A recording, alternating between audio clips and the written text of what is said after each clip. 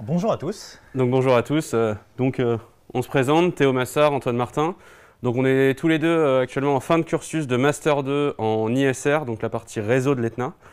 Théo, je te laisse te présenter ce que tu fais. Alors moi depuis 3 ans je suis DevOps. J'ai pu travailler dans une entreprise de moyenne taille de 500 personnes en tant que DevOps Engineer Assistant dans le data marketing.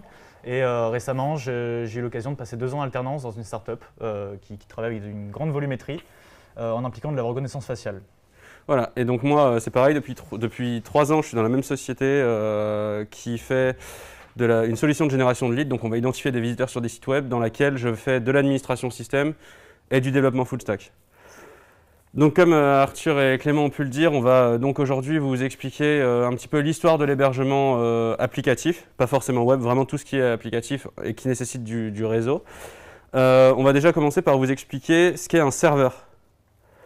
Un serveur, c'est un ordinateur qui est localisé dans un data center, donc en fait dans lequel on va héberger une quantité assez immense de serveurs. Et donc ce serveur, il va avoir un processeur, du stockage, de la mémoire vive et une connexion réseau. Pour tout ce qui est hébergement, ces différentes parties d'un serveur peuvent être très importantes. Un processeur, c'est ce qui va vous permettre de générer tout ce qui est calcul. Donc sur des applications comme ce que Théo développe, c'est des outils qui vont être très puissants parce que c'est de la reconnaissance d'images, etc.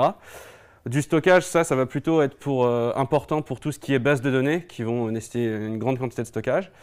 La mémoire vive, ça va servir pour tout ce qui est mettre en cache des informations principalement pour accélérer les différents processus. Et la connexion réseau, c'est ce qui va être important quand vous allez devoir communiquer avec vos utilisateurs ou entre vos différents serveurs. Exemple typique, là vous êtes sur un live vidéo. Ce live vidéo, les serveurs de live vidéo sont des serveurs qui vont avoir besoin d'une immense connexion réseau parce que la vidéo prend beaucoup de ressources.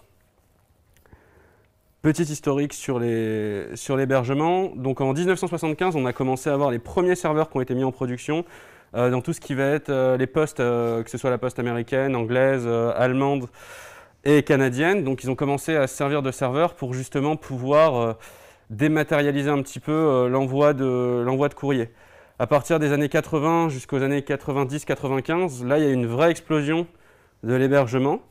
En 99, il y a OVH qui a été créé, qui est une société française qui maintenant est parmi les leaders en Europe de l'hébergement, que ce soit du serveur dédié ou autre que je vous expliquerai derrière, qui à l'époque en fait a lancé l'hébergement mutualisé. Alors il y a eu d'autres hébergeurs, mais OVH étant le plus connu, c'est de celui-là que je vous parle parce que c'est surtout celui-là que vous allez entendre parler ensuite. L'hébergement mutualisé qu'on va ensuite vous expliquer. En 2001, il y a VMware que vous avez sûrement entendu parler vu que certains d'entre vous doivent faire des VM, qui a sorti ESX, qui est un hyperviseur qui va donc permettre de générer d'héberger des machines virtuelles. En 2006, il y a Amazon Web Services qui est sorti, qui donc lui est un hébergeur cloud, donc qui fait beaucoup plus dans le dématérialisé que OVH. En 2013, il y a Docker qui est sorti, qui lui a démocratisé tout ce qui était la partie conteneurisation d'applications. Et en 2014, il y a toutes les fonctions lambda d'AWS qui sont sorties, qui sont, elles, ce qu'on appelle du serverless. Donc en fait, il n'y a carrément pas de serveur derrière. Et donc comme vous pouvez le voir, plus on avance dans l'histoire, plus les technologies évoluent vite. Donc là, on va commencer à parler d'un serveur dédié. Donc le serveur dédié, c'est une machine, comme je disais, c'est effectivement un serveur. Donc je vais laisser Théo un petit peu vous expliquer ses avantages et ses inconvénients. Alors comme Antoine a pu le mentionner, un serveur c'est exactement comme un ordinateur, sauf que la seule différence ça va être qu'on va spécialiser cet ordinateur de façon à uniquement se diriger vers de la puissance de calcul, de traitement. Ça va toujours avoir une idée métier. Donc le serveur dédié a un avantage qu'il s'agit d'une entité à part entière, c'est un serveur bout en bout, ça peut être une pièce physique que vous pourrez réserver chez un hébergeur. Un des avantages les plus intéressants du serveur dédié par rapport à d'autres solutions est que vous possédez le système. Le système est à vous, c'est à vous de l'administrer, de le configurer, de le mettre en place. Ce qui peut aussi être vu comme un inconvénient dans la mesure où ça requiert une certaine configuration du système, une maîtrise des outils et des différents composants, de façon à pouvoir l'exploiter de façon convenable. Il existe beaucoup de solutions, notamment du côté français, comme Antoine a pu le mentionner, chez OVH, qui permettent de réserver des serveurs à un prix relativement faible. Il y a notamment OVH, AWS, Scaleway, GCP pour Google. Énormément d'hébergeurs proposent ce type de solution et il s'agit d'un usage assez standardisé qui correspond à ce que vous pourrez faire à l'Etna, notamment. Savoir interagir avec un serveur, une machine virtuelle peut être utilisée comme un serveur dédié, mais on ne va pas encore rentrer là-dedans. C'est ça, donc les serveurs dédiés, beaucoup de liberté en fait, mais beaucoup de contraintes. Donc derrière, on passe aux machines virtuelles. Donc là, c'est effectivement ce que je disais tout à l'heure, c'est des choses pour lesquelles en fait, vous allez avoir besoin en piscine. La machine virtuelle, en fait, c'est un serveur dédié sur un serveur dédié en général. C'est qu'en fait, une machine virtuelle, ça va être un système d'exploitation qui va être mis dans une boîte sur votre ordinateur. Donc là, Théo, pareil, je te laisse expliquer tout ce qui est avantages et inconvénients. Effectivement, une machine virtuelle, en fait, il s'agit d'une émulation d'un serveur où un outil de virtualisation va permettre d'émuler les différents composants. L'avantage de la machine virtuelle est que vous n'avez pas besoin de travailler avec du matériel physique qui peut demander une configuration spécifique. Vous pouvez avoir un environnement totalement normé. Un des inconvénients est que vous avez toute la couche de supervision qui est administrée, ce qui peut engendrer une certaine complexité où vous avez aussi bien besoin de gérer les ressources du serveur sur lequel la machine virtuelle va être créée, enfin sur lequel l'hyperviseur est déployé, mais aussi les ressources en interne de cet hyperviseur. Donc, ça peut rajouter un niveau de complexité lorsque vous souhaitez travailler avec des machines virtuelles. C'est ça. Et sur cette partie machine virtuelle, la grosse problématique que vous allez avoir en général, ça va être des soucis de performance parce que ces machines sont sur d'autres machines et donc une partie des ressources sont déjà utilisées par la machine hôte. Donc troisième partie, on va parler maintenant de l'hébergement mutualisé et du PaaS. Le PaaS, c'est le Platform as a Service, c'est tout ce qui va être de l'hébergement mutualisé en général, même si une partie est dédiée maintenant. Cet hébergement mutualisé, ça va être sur un serveur dédié, un fournisseur, exemple OVH, Scaleway ou d'autres, va vous permettre d'avoir un espace de stockage avec des ressources maximales sur laquelle en fait, vous allez héberger vos applications. Donc pareil Théo. Un des avantages est que par conséquent, vous n'avez pas besoin encore une fois de vous occuper de configurer le système. L'hébergeur généralement propose des solutions vous facilitant la vie pour le déploiement. Le premier cas qui me vient à l'esprit est les serveurs mutualisés pour héberger des applications web où il est très fréquent d'avoir un accès simplement à FTP ou en SSH de façon à simplement avoir à déployer votre code. Tout le reste de l'application, à savoir le serveur web, la base de données, sont parfois déjà préconfigurés de façon à ce que vous n'ayez pas besoin de les mettre en place vous-même. Il s'agit là effectivement une des forces de l'hébergement mutualisé, mais aussi son prix qui, dans la mesure où les hébergeurs peuvent automatiser une grande partie du travail qui donnera lieu à un hébergement mutualisé, ça leur permet un gain de temps et de facto pour vous un gain d'argent, puisqu'ils n'ont pas besoin de prendre en compte toute cette partie de configuration manuelle. Et je pense que je n'ai rien oublié concernant ce point. C'est ça. Le mutualisé et le PaaS ont différentes problématiques. La compatibilité va être relativement limitée, notamment si vous êtes sur un hébergement mutualisé, que vous faites du PHP, il y a des fonctions qui vont être bloquées que vous n'allez pas pouvoir utiliser. Un exemple typique en général, c'est pour se connecter à d'autres outils, pour se connecter à d'autres serveurs. En général, c'est assez complexe de le configurer. Une chose qu'il faut distinguer entre le mutualisé et le PaaS, le mutualisé en fait va coûter très peu cher en général, largement en dessous de 10 € par mois pour les offres les moins chères, mais ce qui va être très bridé. Et en fait le PaaS qui lui est beaucoup plus ouvert, qui lui va coûter beaucoup plus cher. Et la grosse problématique sur le support mutualisé, et je dis bien le mutualisé et pas le PaaS, ça va être le support client qui va être très peu présent parce que c'est des outils qui sont un petit peu donnés et débrouillez-vous. Et donc la dernière partie dont on va vous parler, c'est les conteneurs. Donc c'était par rapport au nom de la conférence, c'est par rapport à Docker. Donc les conteneurs, en fait, ça va être des boîtes qui vont tourner sur le même noyau que la machine hôte. C'est pas des machines virtuelles, c'est vraiment des blocs qui sont mis en fonctionnement sur les machines. Donc Théo, je te laisse expliquer un peu plus en détail. Ça, effectivement, les conteneurs représentent un concept d'isolation d'un environnement packagé dans lequel vous allez avoir un système de fichiers et votre application qui vont être exécutés dans un environnement isolé sur un système. De cette façon, vous permettez de mettre en place une certaine sécurité, mais aussi de faciliter le déploiement. Pour tout ce qui s'apparente à un déploiement de conteneurs, vous pouvez déployer des conteneurs sur énormément d'infrastructures différentes, notamment les serveurs dédiés. Cependant, l'avantage et la véritable force des conteneurs est que ça vous met à profit, ça vous permet de tirer profit de différents outils tels que les orchestrateurs. Les orchestrateurs qui vont abstraire toute une notion de gestion de serveur et auquel vous allez simplement demander de mettre en place un ensemble de contraintes, un ensemble de requêtes et de consignes, telles que je veux que ce conteneur soit déployé sur un serveur. L'administration système s'arrête là pour le déploiement de votre application. Vous n'avez pas besoin de configurer différents serveurs, de les allouer. C'est l'orchestrateur lui-même qui va permettre de traiter une charge de travail différente suivant le trafic, suivant les ressources demandées par vos applications. Par exemple, en demandant automatiquement à votre hébergeur de provisionner différents serveurs qui vont pouvoir permettre d'accroître la flotte de serveurs sur lesquels vos applications sont déployées. C'est ça, donc pour être sûr de rien oublier, les conteneurs en général, c'est vraiment c'est un petit peu l'outil magique. Par outil magique, je veux dire qu'il y a une infinité de possibilités en utilisation. L'avantage aussi également par rapport aux autres outils, c'est que c'est quelque chose de très scalable. C'est qu'en fait, imaginons un jour, vous avez un site web où vous avez 100 personnes et d'un coup, vous êtes publié dans je ne sais quel magazine ou autre et que vous arrivez à 10 000 visiteurs, vos conteneurs Docker, vous allez pouvoir les rendre, vous allez pouvoir augmenter leurs ressources très facilement. Et donc cette partie très importante aussi par rapport à cette gestion des ressources, ça va être toute la partie microservices qui va être beaucoup plus simple à gérer avec Docker. Donc là c'est bien sympa, on vous a parlé de toutes ces technos, mais maintenant la chose importante là-dessus, c'est comment l'utiliser. Sur toutes ces technologies, en fait, chaque technologie a ses atouts, chaque technologie a ses inconvénients. Et tout ça, en fait, beaucoup de monde va dire les hébergements mutualisés, ça sert à rien, c'est pas utile, il n'y a pas de performance, il n'y a rien. Mais en fait, dans le cas de nombreux projets, vous allez pouvoir les utiliser.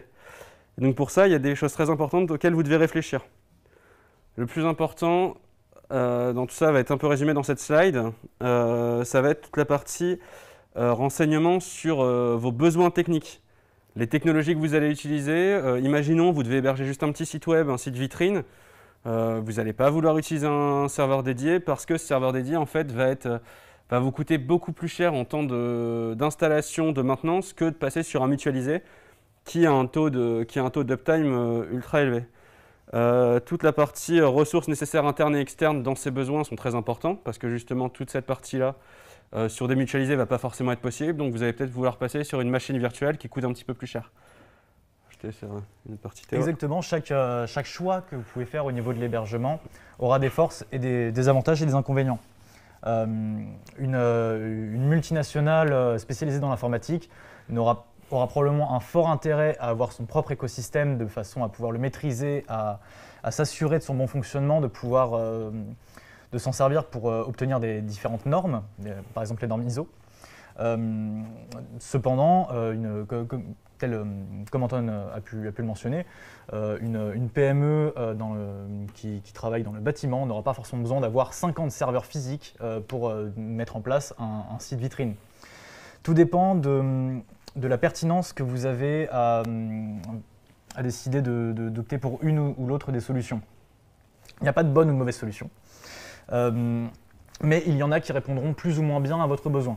Le besoin pouvant être, quelques critères de besoin seraient est-il nécessaire que que j'administre moi-même mon serveur? Est-il nécessaire que j'installe des choses nouvelles sur mon serveur dans les temps à venir?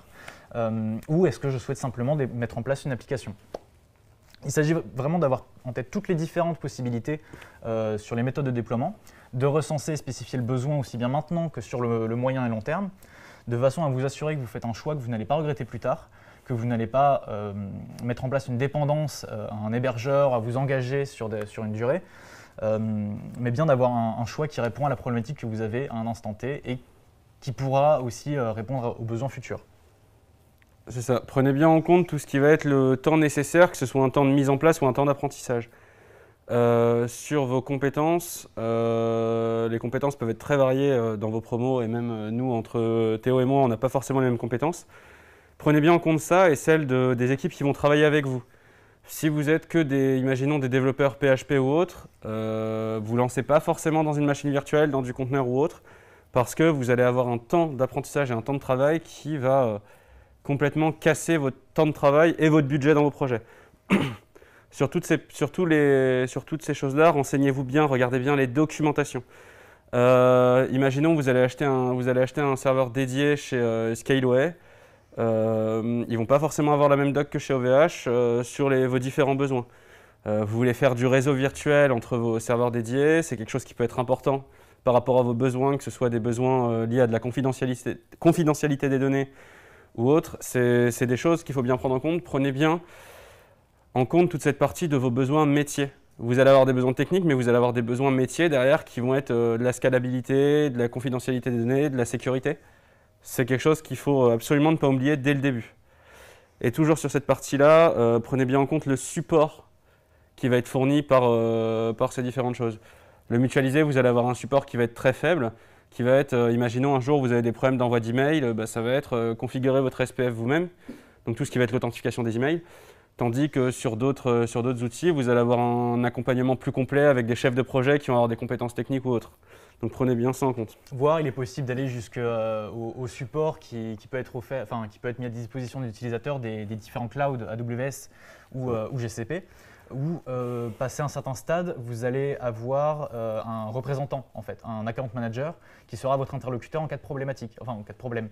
Dans l'éventualité où vous souhaiteriez avoir un avis technique de quelqu'un qui maîtrise la solution, vous pouvez convenir chez ces hébergeurs-là d'un rendez-vous avec un ingénieur qui pourra vous conseiller, prendre en compte votre problématique, le métier, et aussi bien sur la partie métier que sur la partie technique, de façon à vous aiguiller vers les bonnes solutions chez les hébergeurs. Il s'agit effectivement là d'un niveau de support qui atteint un certain niveau, qui est assez impressionnant, de par aussi bien la réactivité que l'exhaustivité des réponses.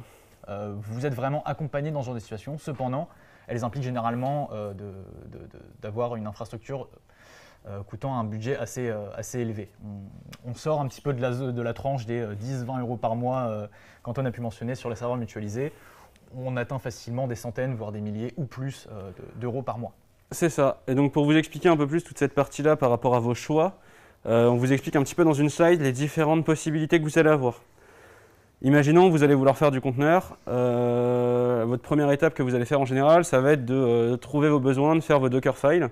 Donc les Dockerfiles, c'est ce qui va représenter vos dépendances, que ce soit en termes… C'est la recette du packaging. C'est la recette du packaging, c'est ça, merci Théo. Sur toute la partie serveur dédié, conteneur et machine virtuelle, vous allez avoir une partie de configuration système, dans le sens où vous allez avoir toute l'installation des paquets, etc. sur vos serveurs. La partie qui va être essentielle et qui va être présente sur tous, ça va être toute la partie création du code. Donc sur du mutualisé, on parle de code, même si pour beaucoup sur le mutualisé, ça va être des CMS, des Content Management Systems, donc du WordPress, du Drupal, du Joomla, du PrestaShop, tout ce qui va être des outils déjà packagés et dans lequel en fait vous allez juste vous rajouter un thème, des plugins ou autre. Derrière, toujours dans la partie serveur dédié, conteneur et machine virtuelle, vous allez avoir souvent des dépendances qui vont se rajouter en cours de développement, ce qui est normal, il ne faut pas s'inquiéter. Ce n'est pas parce qu'on rajoute des dépendances en cours de route qu'on a mal développé. L'autre partie derrière qui va être pour tout le monde va être toute la partie mise en place sur les serveurs ou dans les conteneurs du code. Et une partie qui va être plutôt sur le serveur dédié et la machine virtuelle, ça va être toute la partie sécurité.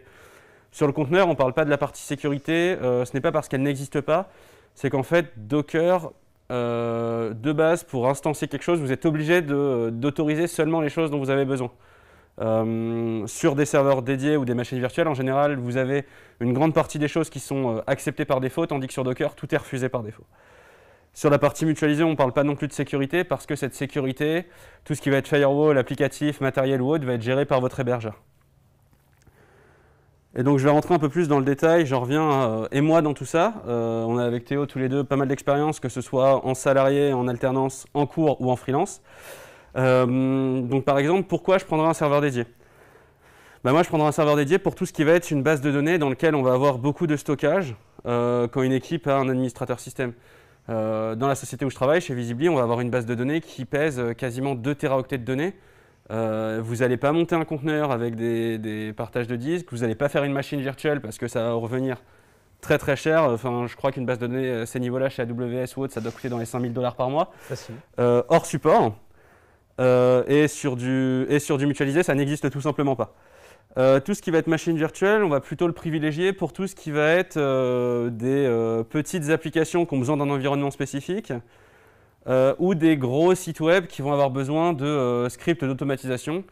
Exemple typique, là en ce moment, je travaille sur un projet d'une boutique en ligne qui a besoin d'automatiser des exports de fichiers de commandes et d'envoi de fichiers.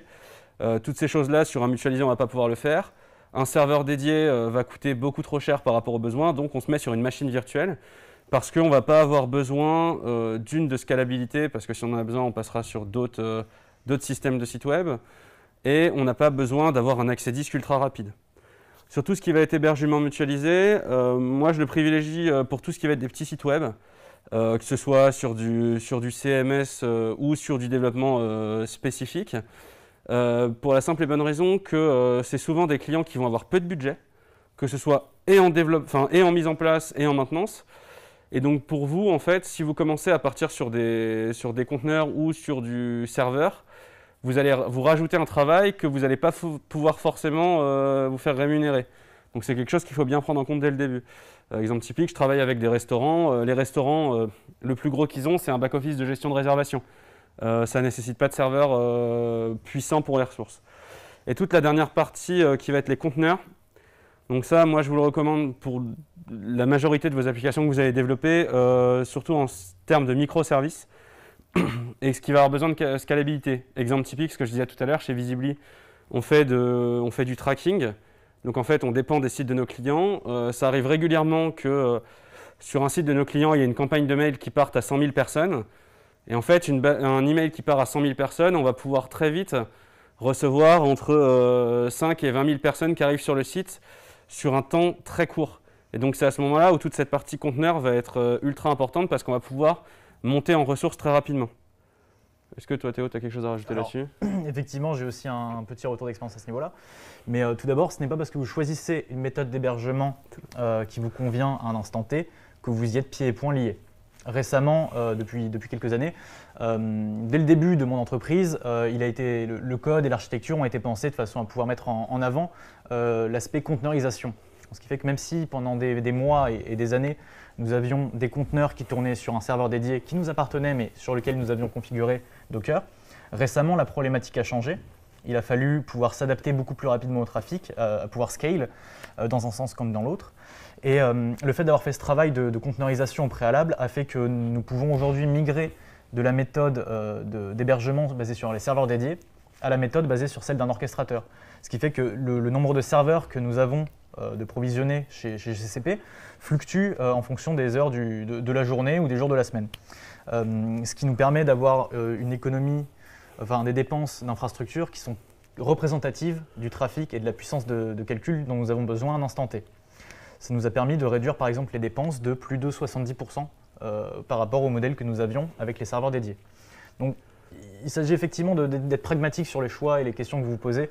Comme j'ai pu le dire tout à l'heure, il n'y a pas de bonne solution, il y a une bonne solution à un instant T au plus, mais la vérité absolue n'existe pas, du moins dans ce domaine-là. Donc effectivement, voilà, c'était ma participation à ton retour d'expérience. Voilà. Donc on vous remercie pour votre écoute, que ce soit dans la salle ou sur le stream. Donc maintenant on a le chat du stream qui est ouvert si vous avez des questions à poser. Et pareil dans la salle si vous en avez, on est prêt à y répondre par rapport à ce qu'on a présenté. Donc dans la salle pas de questions a priori, on va attendre un petit peu pour le chat. Si on a des messages qui apparaissent. C'est le moment où tu peux danser Théo. Non, je ne permettrai pas. Alors est-ce qu'on va avoir des questions ?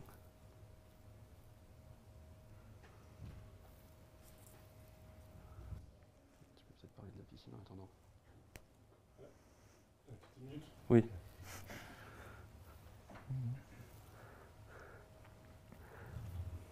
A priori, il n'y a pas de questions sur le chat.